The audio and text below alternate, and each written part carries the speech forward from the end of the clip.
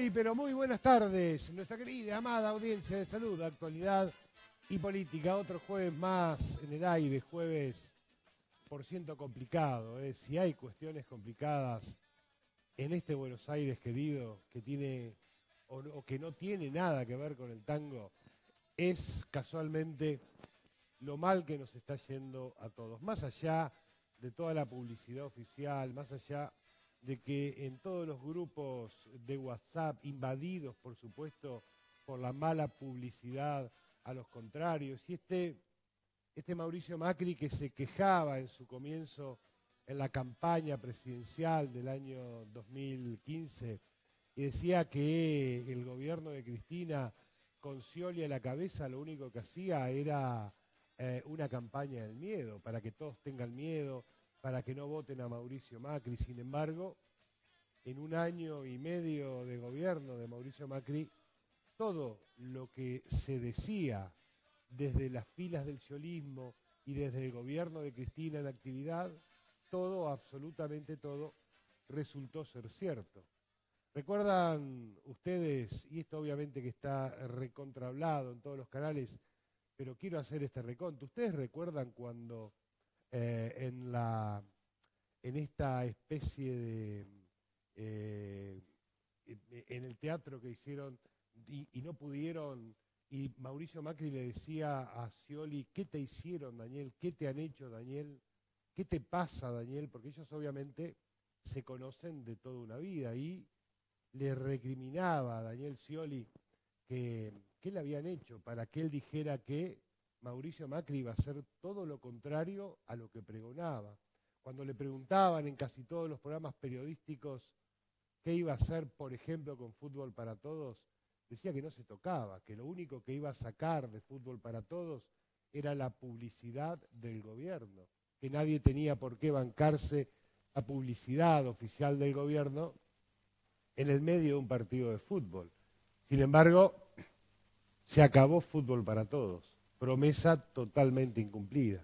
Cuando Scioli le decía en el debate presidencial que iban a hacer un tarifazo, que iban a aumentar todas las tarifas, Mauricio Macri también lo negaba, como lo negaba en todos los programas periodísticos, diciendo que era una mentira, que era una falacia, que nada de esto ocurriría, y sin embargo al año y medio nos encontramos con que la mayoría de los clubes de fútbol, por ejemplo, del conurbano bonaerense, no pueden pagar la luz, que a muchos centros de salud se les corta la luz, que ya no hay discriminación con respecto a esto, y uno como creador de una fundación tenía claro que el Estado no te regalaba la luz, pero al menos te hacía un precio especial porque sabían que uno atendía a la gente. Hoy nada de esto ocurre.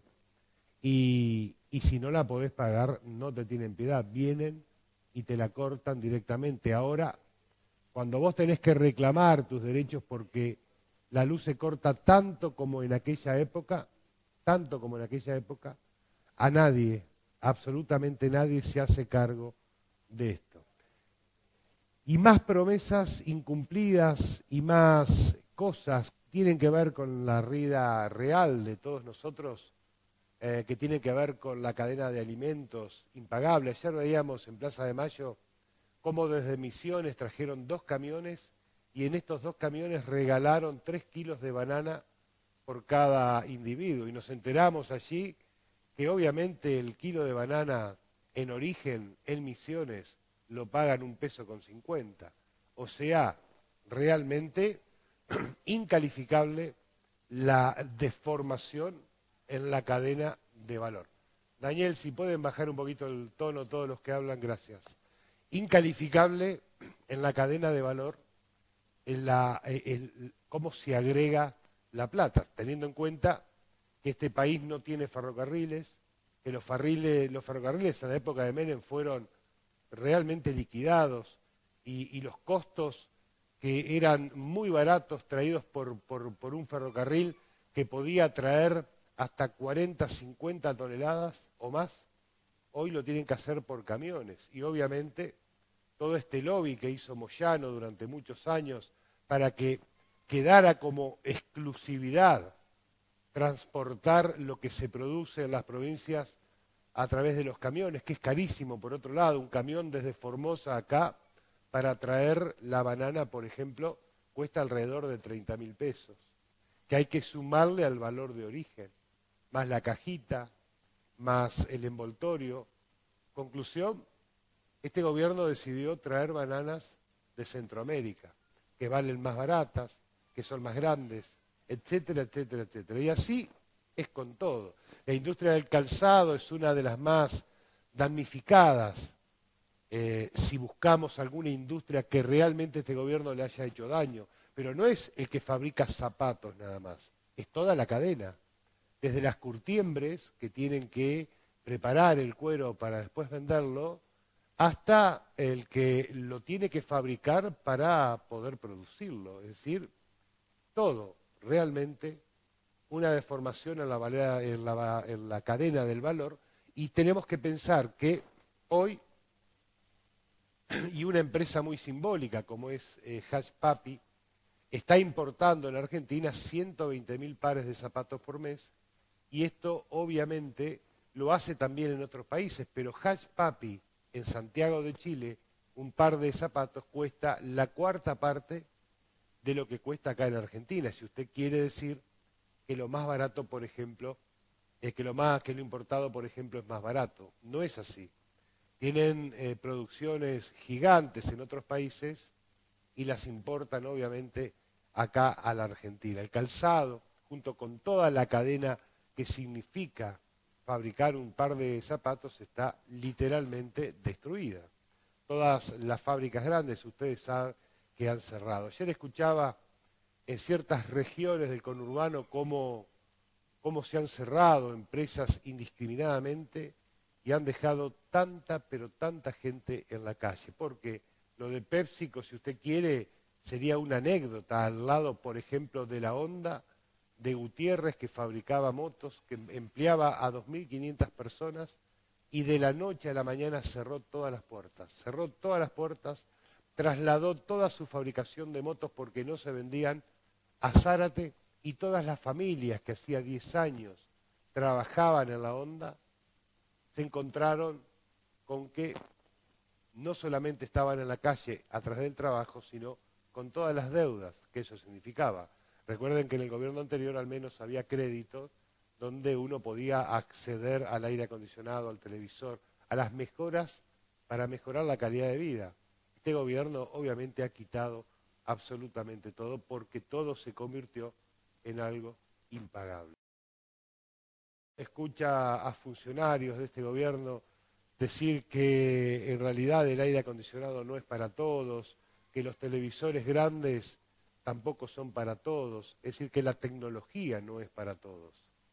Entonces, nos encontramos, por ejemplo, y hablando de tecnología, con que en nuestra provincia, que por excelencia se fabricaban televisores, celulares y demás, como es Tierra del Fuego, de la noche a la mañana y con estas nuevas políticas públicas con respecto a esto y para bajar el costo de las computadoras, según la Secretaría de Comercio del gobierno de Macri, se cerraron casi todas las empresas que lo fabricaban en el sur de Argentina. Esto realmente significó bajar los precios y la calidad, mejorarla como promulgaba este gobierno. No, para nada.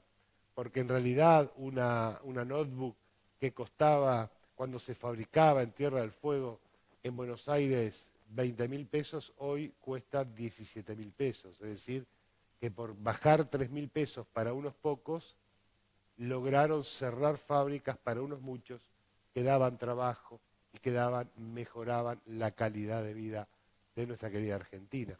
Y así llegamos al día de hoy realmente con una perspectiva muy mala, con un año que por ahí hasta octubre puede llegar a mejorar el poder adquisitivo de la gente y hasta ahí nomás mejorar el crédito y demás, pero ¿sabe lo que pasa? Que después de octubre hablan de más tarifazos, hablan de más suba de todos los servicios, y esto realmente a un pueblo como el nuestro, que está asfixiadísimo, le va a ser peor todavía, porque Porque ¿cómo hacemos para sobrevivir con la misma plata, sin crédito y sin trabajo? Porque realmente no hay trabajo. Realmente estamos viviendo como una especie de aire parecido al que vivíamos allí por el año 2000, 2001, donde la cuestión se empezó a complicar, las empresas empezaron a cerrar, empezaron a volver los clubes del trueque, te cambio una camisa por 2 kilos de harina o por 1 kilo de azúcar. Todo esto está volviendo en el conurbano bonaerense, no es que no volvió. Y estamos viendo con tristeza y dificultad, por ejemplo, cómo en todas las autopistas que circundan a Buenos Aires, en los últimos 2 meses bajaron de transitar 1 millón de personas. Y bajaron de transitar, obviamente, porque los peajes son prácticamente impagables. Un peaje, el que vive, por ejemplo, en zona sur, que tuvimos la suerte que un juez de La Plata pudiese retrotraer las tarifas y pagar lo que pagábamos el 1 de enero de este año, y lo seguimos pagando, pero si no, era imbancable. Ahora, la gente que vive en zona oeste, por ejemplo, o en zona norte, subieron las tarifas y las tarifas no bajaron. Si usted quiere pasar, por ejemplo, por el peaje de Liniers o de Richeri, tiene que abonar 55 pesos. Hay gente que lo hace 1 o 2 veces por día. Multiplicado por 6 días de trabajo, es otro presupuesto más que se agrega a nuestra cadena familiar. A esto tenemos que sumarle lo que vale la canasta básica, es decir, una familia tipo, mamá, papá y 2 nenes, para poder vivir, para poder sobrevivir, tienen que gastar hoy por lo menos 14.500 pesos en Capital Federal. Y para no ser indigente, una familia tendría que ganar, según el INDEX, 5.900 pesos. Ahora, si estos valores los reflejamos con los que da la UCA, la Universidad Católica, el Observatorio de la Deuda Social Argentina, nos encontramos con diferencias enormes de lo que dice la UCA y de lo que está diciendo el INDEX. Cuando lo mataron a Moreno durante mucho tiempo, diciendo que realmente Moreno había destruido el INDEX y las cadenas de realidad, cuando nos informaba la inflación y demás. Pero la inflación de la calle tampoco coincide hoy con la inflación del INDEX.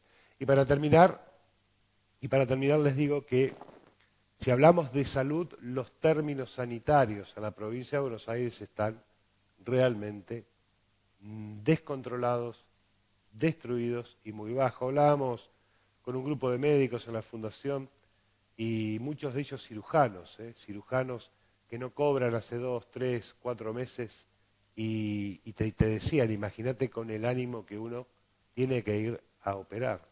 Son médicos, son profesionales, lo van a hacer siempre con excelencia, pero entiendan que la vida hoy por hoy está complicada. Cuando un médico tiene que medicar a un paciente, tiene que pensar 20 veces, porque el paciente, el 80% no puede comprar hoy un antibiótico, no puede comprar un antitérmico, no puede mantenerse en estado de salud. Y esto obviamente que dificulta el buen vivir y dificulta de sobremanera el estar bien día a día.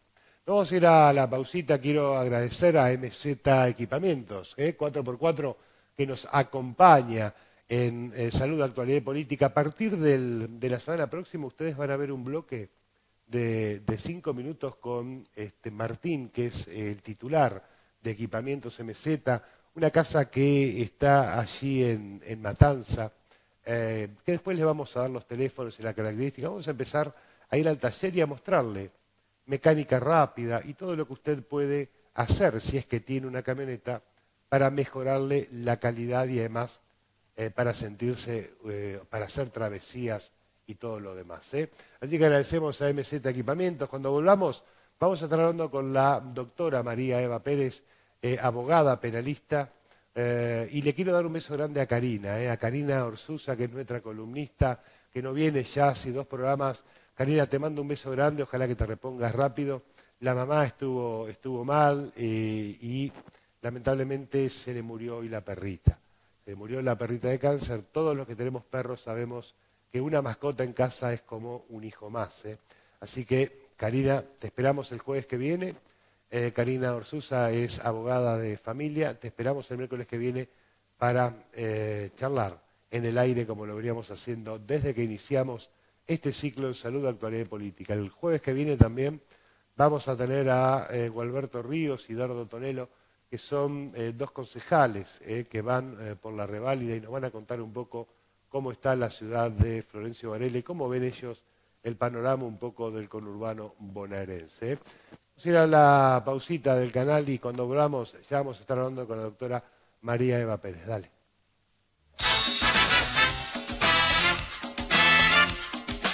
No olvidemos nunca que nuestra alegría es Jesucristo, su amor fiel e inagotable. Porque cuando un cristiano se pone triste, quiere decir que se ha alejado de Jesús. En esos momentos no hay que dejarlo solo. Debemos ofrecerle la esperanza cristiana con la palabra, sí, pero más con nuestro testimonio, con nuestra libertad, con nuestra alegría. Pidamos por nuestros hermanos que se han alejado de la fe, para que a través de nuestra oración y testimonio evangélico puedan redescubrir la belleza de la vida cristiana.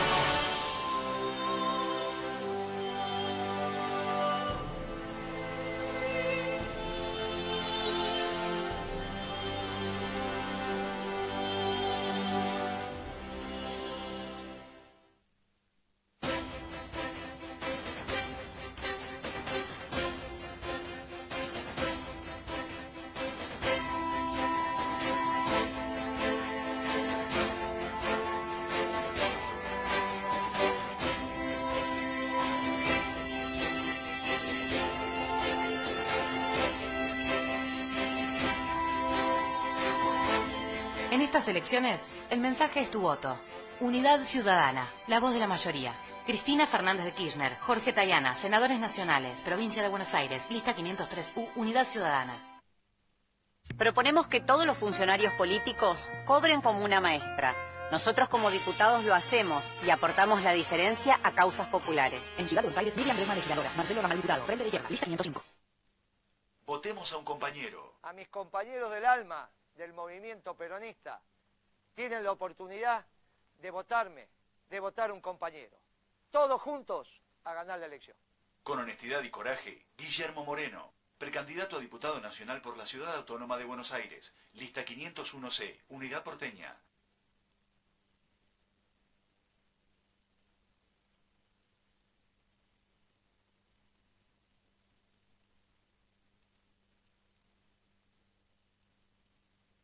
No olvidemos nunca que nuestra alegría es Jesucristo, su amor fiel e inagotable. Porque cuando un cristiano se pone triste, quiere decir que se ha alejado de Jesús. En esos momentos no hay que dejarlo solo. Debemos ofrecerle la esperanza cristiana con la palabra, sí, pero más con nuestro testimonio, con nuestra libertad, con nuestra alegría. Pidamos por nuestros hermanos que se han alejado de la fe, para que a través de nuestra oración y testimonio evangélico puedan redescubrir la belleza de la vida cristiana.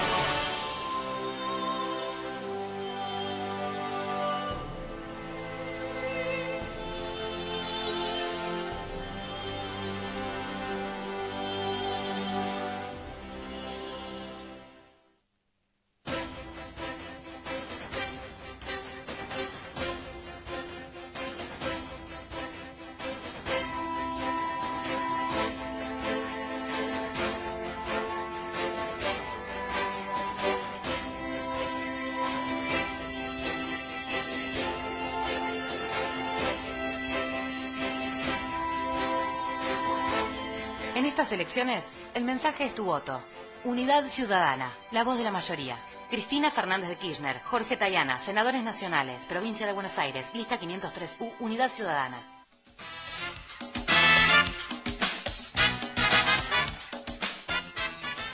Bien, seguimos en salud, actualidad y política. Yo creo que me desacomodé con esta cámara. Seguimos en salud, actualidad y política y ya estamos con la doctora María Eva Pérez. María Eva, bienvenida, ¿cómo estás? Bien, bien. Préstame a ver si anda el micrófono. No, estaba apagado. A ver, ¿cómo le va, doctora? Todo bien, doctor. Bien. ¿Usted? ¿Qué vamos a hablar hoy? Vamos a hablar de violencia de género y de violencia en términos generales. Bien. La violencia... Antes que nada, sí. no, espere porque usted arranca y después no para, ni siquiera respira. ¿Cómo ve el país hoy? A nivel, ¿qué diríamos? ¿Violencia? No, violencia hay mucha, sobra. No, Y ¿cómo está el país? ¿Cómo? Al país lo veo muy tensionado. Veo que la gente por la calle ha perdido mucho la alegría, Sí. Muy preocupados por el tema de la economía, más que nada.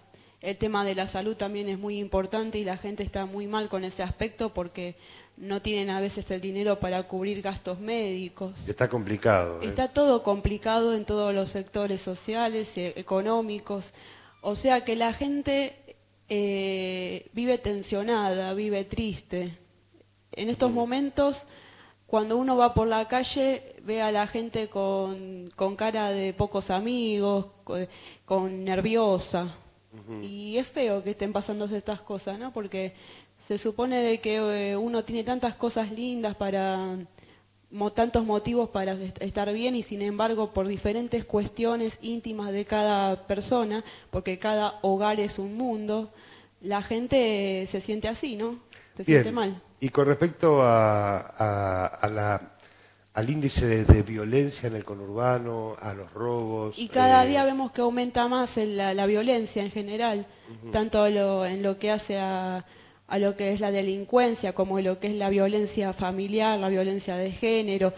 Y lo que pasa de que últimamente estamos con niveles muy altos, no solamente de factores de las personas que tienen que van y roban y porque quieren determinada cosa, adquirir determinada cosa y no la quieren ganar trabajando.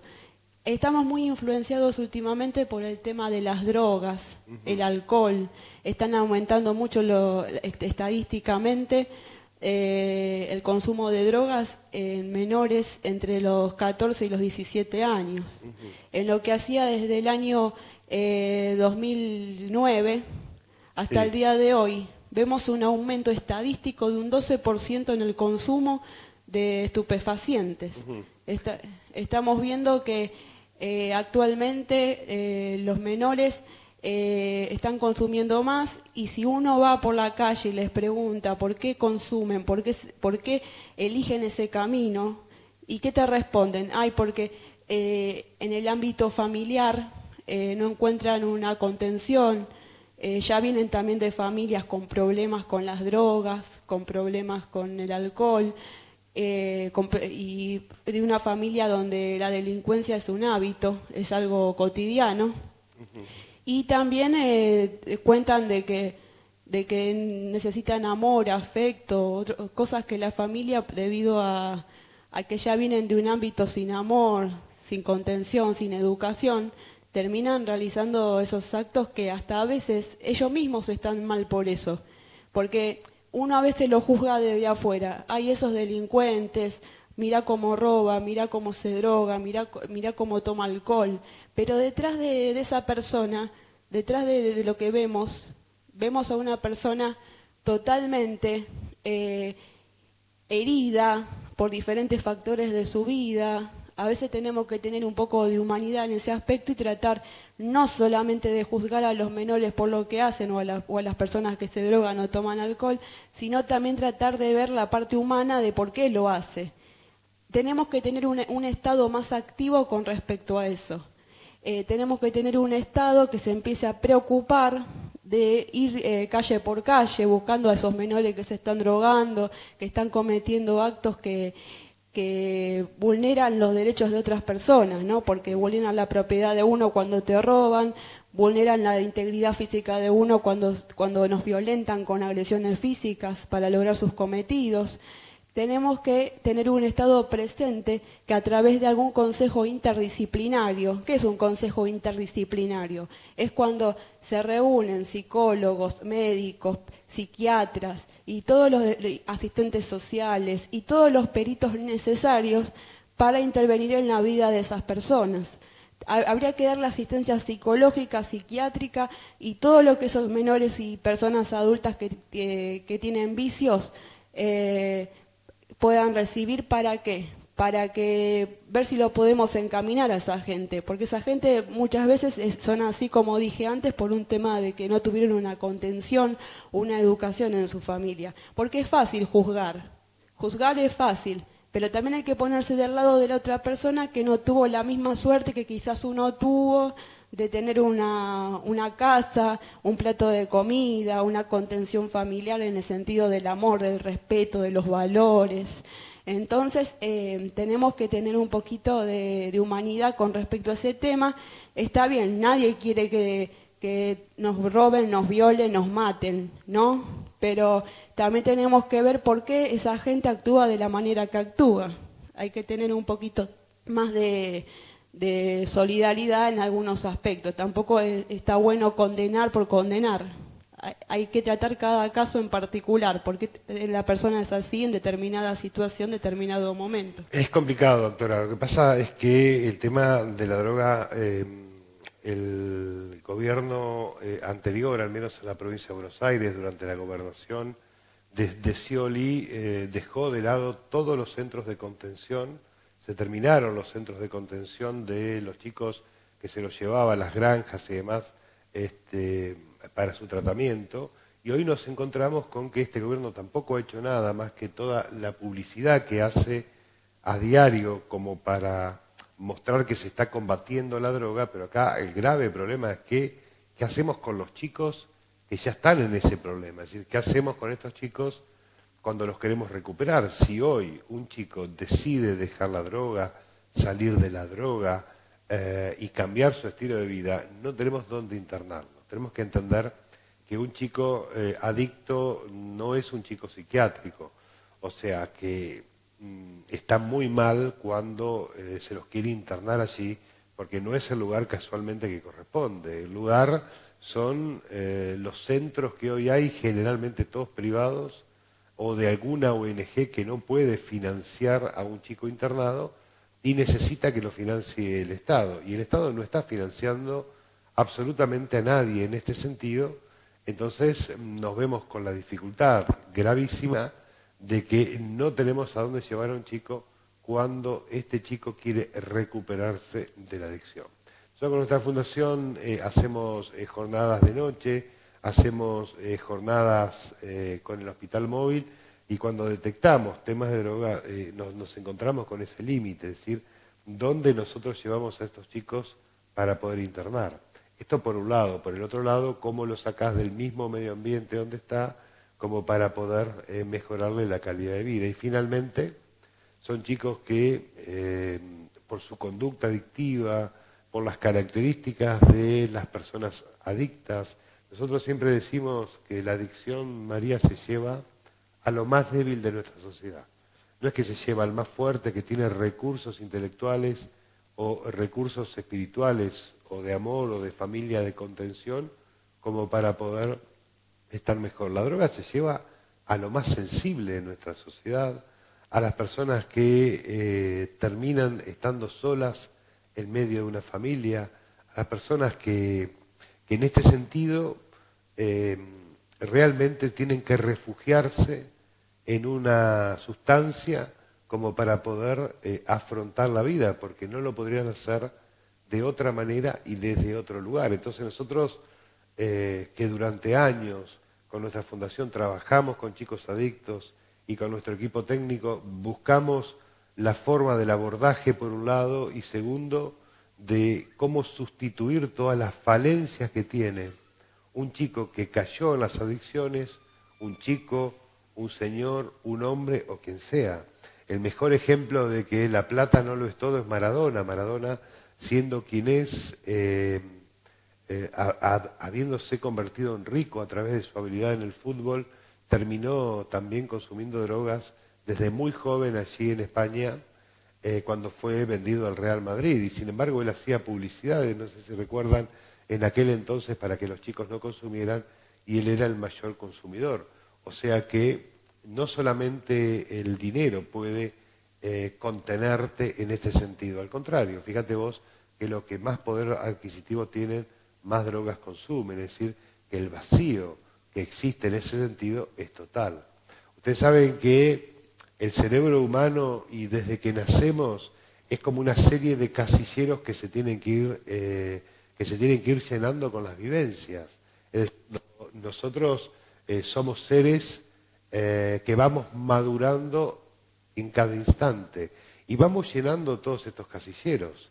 Cuando estos casilleros empiezan a quedar vacíos por falta de mamá, por falta de papá, por falta de integridad en la cultura, por falta de integridad social, obviamente en algún momento de nuestras vidas tenemos que regresar a llenarlos, porque si no, el vacío que se siente es muy grande. Hay lugares y hay espacios que tienen que ver con la emotividad nuestra de cada día, que hay gente que le va muy bien en el laburo, hay gente que le va excelente a nivel dinero, que ha logrado formar una familia, y sin embargo hay gente que te cuenta: yo no logro ser feliz, no logro la felicidad. Y a través de esta necesidad imperiosa de querer generar un poco de satisfacción, empiezan también en el mundo de las adicciones, empiezan a consumir alcohol en demasía, después empiezan a consumir otro tipo de drogas que total yo la manejo, porque esta es una frase de características. Cuando uno habla con un adicto, en cualquiera de sus estadios posibles, lo primero que refiere es que él maneja todo. Yo lo manejo, yo lo puedo controlar, yo lo hago como yo quiero. Esto es una mentira que se la hace hacia él como primera medida y después tratando de convencer a los demás. La verdad es que la droga se lleva absolutamente todo, y esta insatisfacción, cuando quiere ser reemplazada por una sustancia, es donde en realidad hay que concurrir a su médico de confianza. Porque acá hay una realidad. Es que el primer síntoma de salud mental para estas personas que terminan consumiendo alcohol o consumiendo droga, tiene que ver, el primer síntoma de salud mental es reconocer que se tiene un problema. Es el primer síntoma de salud mental. Cuando alguien reconoce y dice: sí, yo estoy mal, necesito ayuda, allí es donde tenemos que empezar nosotros a trabajar para que esta persona obviamente no solamente concurra a la visita médica, sino que también empiece a hacer un tratamiento, que muchas veces no es del paciente solo, sino es de todo el núcleo familiar, porque por algo estas personas terminan en una adicción. Y la adicción obviamente se lleva, como dije hoy, lo más sensible de nuestra sociedad. Ahora, doctor, y para terminar este bloque, en términos penales, la Constitución dice que las cárceles, por ejemplo, tienen que ser de rehabilitación. Tienen que ser sanas y limpias, no para castigo. De rehabilitación, de reinserción social. Sí. Y sin embargo son 100% de castigo. 100% de castigo, porque quien cae en una cárcel, y usted es abogada penalista y conoce realmente cómo es el sistema, quien cae en una cárcel cae en el mismo infierno. De hecho, en la cárcel se consigue más fácil la droga que fuera de la cárcel, se consigue más fácil el alcohol que fuera de la cárcel. Entonces digo, más que para rehabilitación, resociabilización de quien cometió un error social, es decir, como dice el Código Penal, que tiene que pagar por la deuda social, cuando los jueces lo envían a la cárcel, en realidad están construyendo y colaborando a un monstruo. Y aquel que no es adicto termina en la cárcel con una adicción por la soledad, por el maltrato, etcétera. ¿Cuál es su concepto? Mi concepto con respecto a eso es que sí.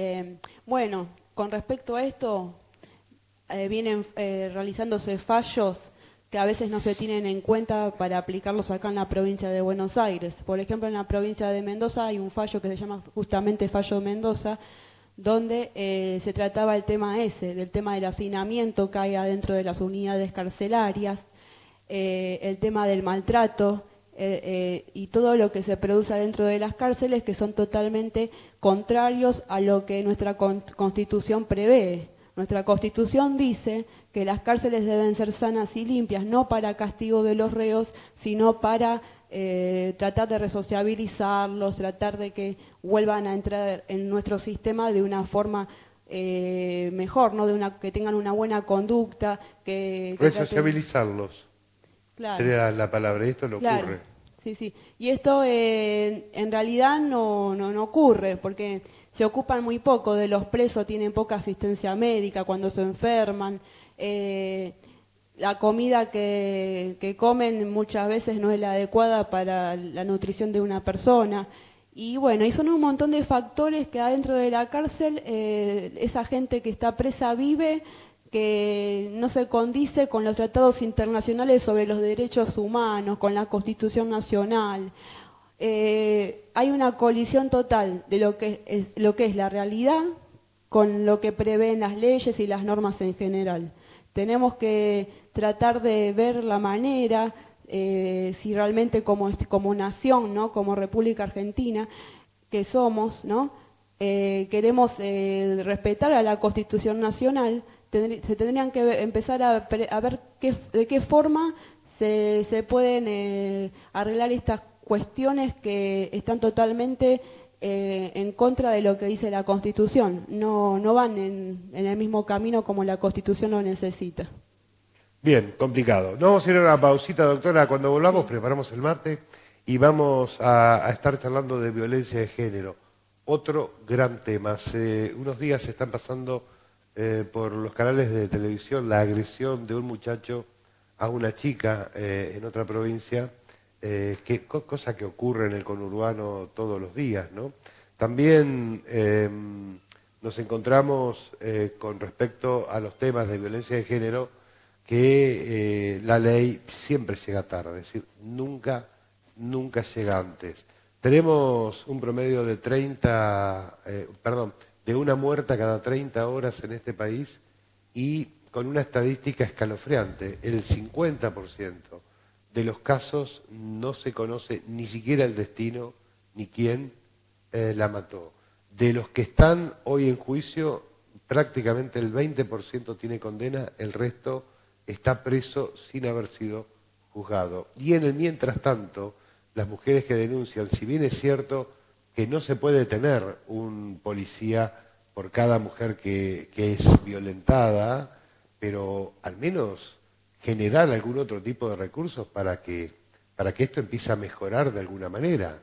No podemos tener una mujer muerta cada 30 horas a pesar de tener denuncias hechas en contra de su agresor y demás. Esto por un lado. Y por el otro lado, otra cifra que también nos da miedo y que tiene que ver con las violaciones intrafamiliares. La mayoría de las violaciones, el 90% de los chicos abusados menores de 16 años ocurren en la casa y siempre por algún familiar. Vamos a estar hablando también de estos dos temas con la doctora María Eva Pérez, abogada penalista, después de la pausa del canal. Dale.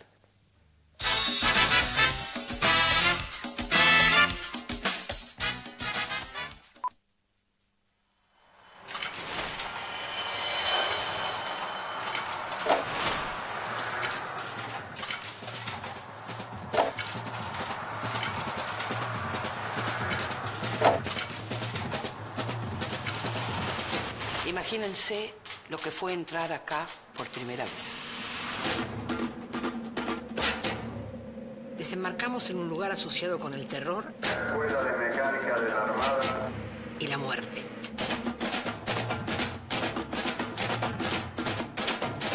Con el desafío de convertirlo en un espacio cultural.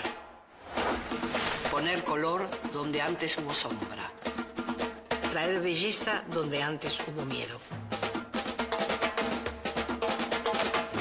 Trajimos vida donde nadie lo esperaba. Espacio cultural nuestros hijos. Es por ellos y para ellos que creamos este lugar. Porque ellos están aquí. Uno los siente, los percibe. También están nuestros otros hijos. Los que vienen, los que participan de los talleres, los que nos ayudan a construir esta nueva historia. La mejor manera de perpetuar la memoria es con creación.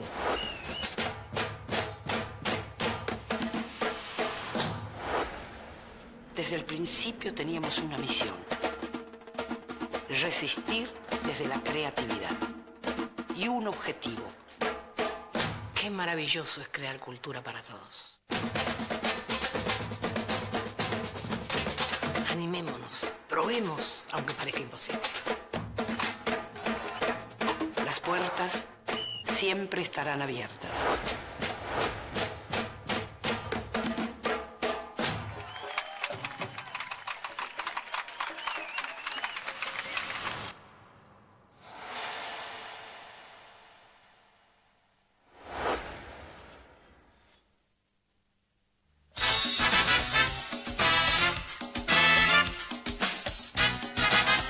Bien, seguimos en Salud, Actualidad y Política.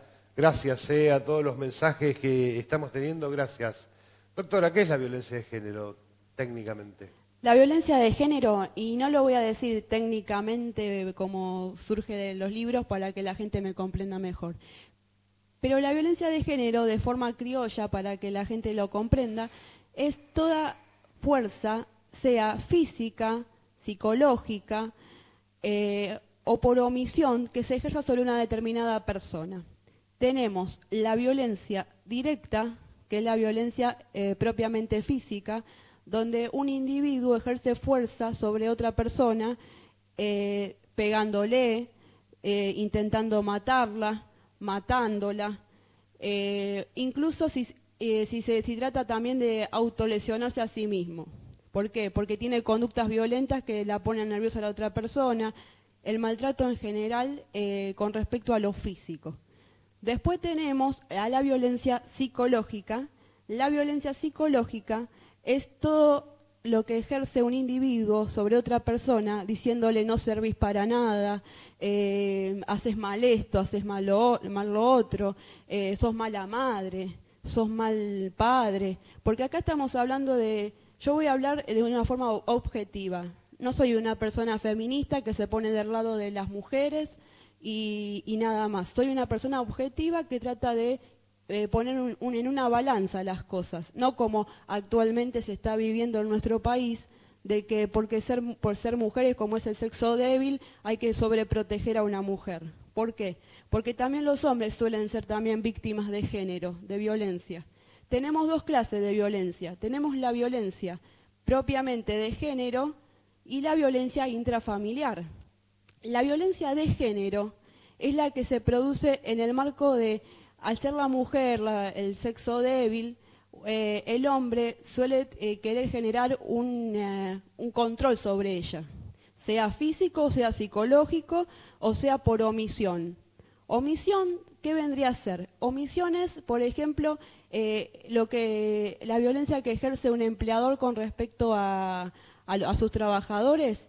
Cuando una mujer reclama un salario que le paguen igual que a un hombre y el empleador se niega debido a que le pone condiciones como, por ejemplo, no, porque no ejerces la misma fuerza que ejerce el hombre, o el hombre tiene que ejercer determinadas funciones que vos como mujer no podés. Ahí indirectamente está la mujer disminuyendo en sus condiciones. Entonces, la palabra violencia es abarcativa de muchos conceptos, y en este caso estamos hablando de una violencia que por omisión, por omitir pagarle a la mujer como corresponde, al igual que al hombre, estamos maltratándola a esa persona, a esa mujer. La violencia de género se da por lo general en el marco de los matrimonios, de las uniones de hechos, entre los cónyuges, ¿no? Vamos a hablar de una pareja donde está la mujer y está el hombre. El hombre está todo el tiempo sometiendo a la señora, diciéndole no servís para nada, no me gusta la comida, o un montón de situaciones que se dan, y la mujer entra en un estado de sumisión al hombre, y hasta la mujer termina como habituándose a ese maltrato y no se da cuenta que es un maltrato. Por eso es una cuestión muy compleja, porque debido a las constantes agresiones recibidas, esa persona, sea mujer o sea hombre, porque las mujeres también ejercen, como dije antes, violencia sobre el hombre, termina generándose un círculo vicioso donde siempre va a terminar desencadenando en una muerte. Porque como vemos últimamente, hay muchas muertes, muchos femicidios, de todo tipo, que no se pueden entender, pero sin embargo ya vienen arrastrados de una violencia cotidiana. El hombre que todos los días está hostigando a la mujer, o la mujer que está todos los días hostigando al hombre, en algún momento eso va a explotar y va a terminar la mujer matando al hombre o el hombre matando a la mujer, dañándose mutuamente. Por eso yo lo que les digo a las personas que sufren violencia, ya cuando vean los primeros signos, sea mujer o sea hombre, como yo dije antes, hablo objetivamente, no me pongo ni de un lado ni del otro, cuando ustedes ya empiecen a sentir que los maltratan, que no les reconocen su lugar como persona, porque lo más importante que tiene una persona es que le reconozcan su libertad y su lugar como ser humano. Cuando ya vean que ya no les reconocen las condiciones mínimas como ser humano, ahí empiecen a preocuparse, hablen con algún familiar, vayan a un psicólogo, vayan a un psiquiatra o alguien que los pueda ayudar a ver cómo pueden generar esa fuerza, este valor de poder ir a denunciar a la persona que los está agrediendo. Y yo le digo a los hombres, tengan... No se pongan mal si tienen que ir a denunciar a una mujer que los agrede. No se sientan maricones, no se sientan menos, vayan a denunciar porque ustedes también hoy o mañana pueden estar y mañana no. Porque las mujeres también últimamente están muy agresivas y son capaces hasta de matar. Ahora no se trata solamente de femicidio, ahora estamos hablando de la violencia de género propiamente dicha. Hay violencia en todos los ámbitos y le puede suceder a un hombre como a una mujer. Por eso, recordando este caso en San Juan, donde ese pobre muchacho que fue varias veces a denunciar y la policía se le burló en la cara, y el muchacho se sintió mal por eso. ¿Qué pasó? Después llegando a su casa, 3 días después creo que eran, agarra la señora y le clavó un cuchillo.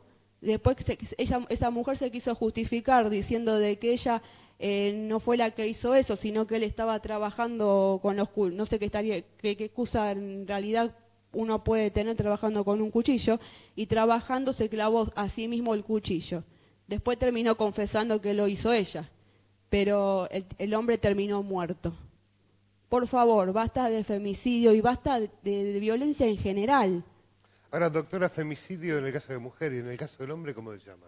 No tiene nombre. Y no tiene denominación. No se lo han puesto todavía, no lo han buscado. Porque la violencia de género propiamente dicha, sí. Hay una cosa, la violencia de género, ¿de dónde surge? Surge de los tratados internacionales sobre derechos humanos y de las convenciones que se han venido sucediendo desde el año 93. Sí. Desde el año 93 se empezó a debatir sobre el sexo débil, sobre la mujer. Entonces, como solamente se le daba bolilla al tema de que la mujer es el sexo débil y debe ser protegida, así como tienen que ser protegidos los niños y los ancianos, entonces, ¿qué hizo la ONU, entre tantas organizaciones? Hicieron que lo que era antes, no a la eliminación de toda la forma de discriminación a la mujer, a ese tratado, a esa convención, la convirtieron, la pasaron a llamar eliminación a todas las formas de violencia de género. Pero ¿qué pasa? Como la raíz de esto, la raíz es el sexo débil, que es la mujer, los niños y los ancianos, no se tuvo en cuenta al hombre. Claro. Porque precisamente se trataba del sexo débil, que es la mujer.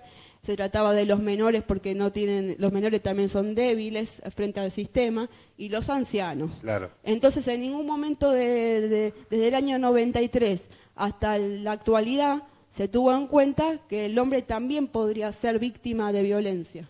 Entonces, por ese motivo no tenemos un concepto para definir lo del hombre. No o sea, que si una mujer va y mata a un hombre, a su marido o a quien sea, se va a calificar como homicidio agravado por el vínculo. Lo que ocurrió hace poquitito. O sea, va a ser un delito común. Se lo va a basar como un delito común con las agravantes que correspondan, según sea el caso en cuestión. ¿Cuántos muertos más le va a costar a la Argentina hasta que se mejoren las leyes? Porque en realidad, o en lo teórico se mejoraron, se legisló, se reglamentaron, y sin embargo las muertes por femicidio no han bajado, por el contrario, se siguen manteniendo. Tenemos un muerto una muerta cada 30 horas y nada cambia. Y cuando uno habla, en el caso nuestro, en la clínica, en la fundación, con las pacientes violentadas por los maridos, maltratadas todo el tiempo y amenazadas, en realidad no saben qué hacer, porque ya van a la comisaría y como tienen la denuncia hecha, no le dan mayor trascendencia, van a la fiscalía si